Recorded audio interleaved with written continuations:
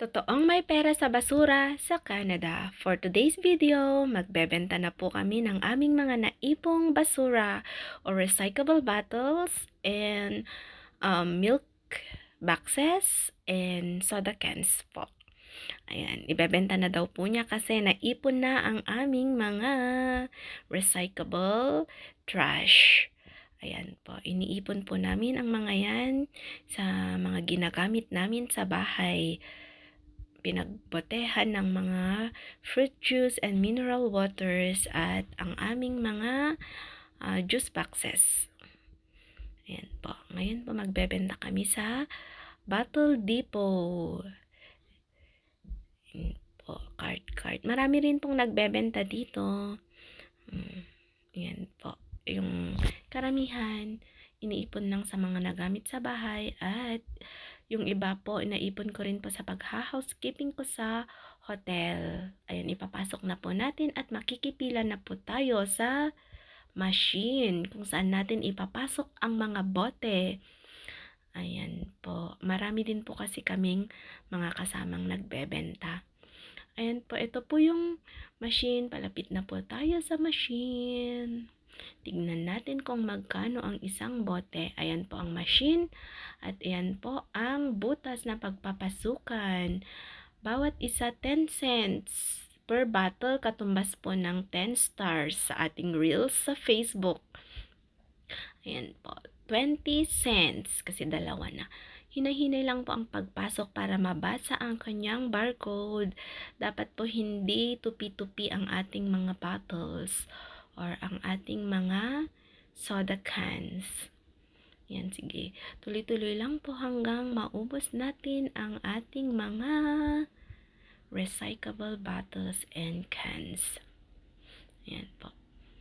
At nagre-reject din po yung machine ng mga ayaw niyang bote. At yung mga milk boxes po, sa kabila natin ibebenta, tsaka yung mga malalaking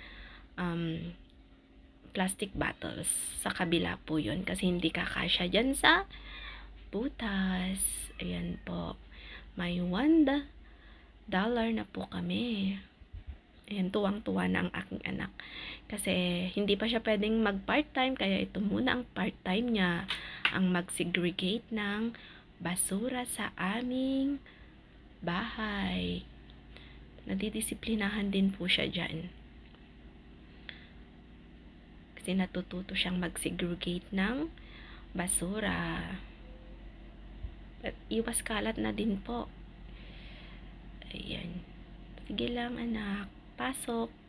Maski po yung mga bote ng beer at yung mga soda cans, 10 cents din po ang isa. Po. And ang mga boteng yan, hindi po pwede yung bote ng oil. At yung bote na yan, hindi po siya pwede. Yan. Ni-reject mo ng machine. Kapag nagre-reject siya, nagre-red. Ilalagay na lang natin sa mga basura. At yun po, malaki. Bote ng 1.5.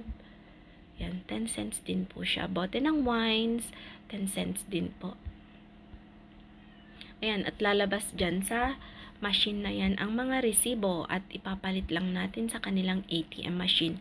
Yan po, naka 3.20 po siya at $38.80. Equivalent of $42 po. Ayan, i-scan lang po natin ang barcode ng ating resibo sa kanilang ATM machine. Ayan. Iscan na po ng aking dalaga ang kanyang resibo at inilalabas na po. Ayan na po siya. Cash. Instant cash po yan. Marami din pong mga batang kasama niya dito. Ang classmates niya daw.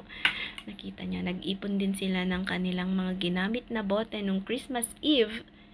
Kaya may extra cash po ang ating mga anak. Kapag naturuan po silang mag-segregate ng kanilang basura. Ayan po, tuwang-tuwa na siya.